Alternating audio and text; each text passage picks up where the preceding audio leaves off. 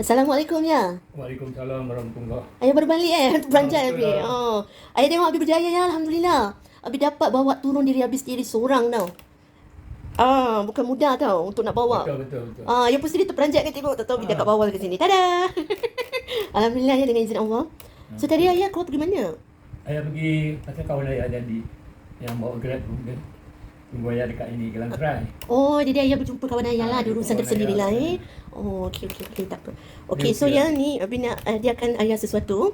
Sebab tadi Abi pergi kat Jurong Point, Abi ada belikan ayah sesuatu. Saya tunggu Abi nak ambil barang dia. Okey, so adakah ayah dah bersedia? Ya. Okey, ayah pejamkan mata dulu. Okey. Okey, pejamkan mata dulu. Tunggu jangan buka tau. Jangan buka sampai Abi cakap buka baru buka. Okey, dengan kiraan 1, 2, 3, buka. Tada! The Body Shop. Ini mahal punya tayar. Ni harga minyak wangi ni $150 lebih. Tapi dia boleh tahan sampai beberapa jam. So ni ialah minyak wangi lelaki punya. Bila dia tanya jual-jual, dia tanya dia cakap this format. Berapa lagi mau? Tak apa, ni untuk ayah punya. Abi dah niat memang nak belikan untuk ayah. Nanti ayah pakai lah ya. Okey. Jadi kalau begitu ayah Happy tak? ayah tentu sekali punya.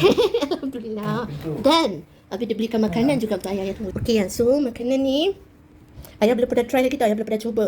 Even Abi pun belum pernah cuba lagi. Tapi tadi Abi dah makan kat sana. So ni Abi beli tapau untuk ayah.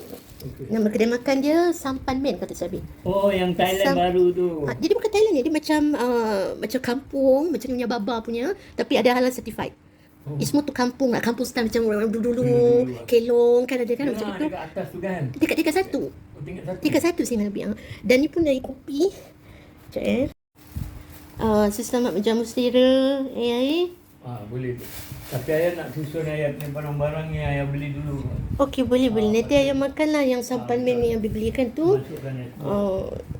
Jadi dia Nanti ayah jangan lupa makan ubat lepas ni betul. Okey, boleh. Okey.